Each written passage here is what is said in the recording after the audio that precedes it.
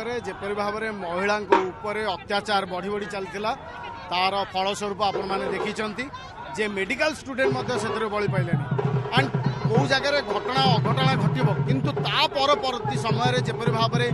proactive है सरकार काम करने कथा से हेलानी युवक मान पाखे कर्म नथिला काम नथिला आउ सबुठ बड़ कथा है जे द्वितीय बांग्लादेश करने जो मनसुदा थिला जो मन थिला ममता बानर्जी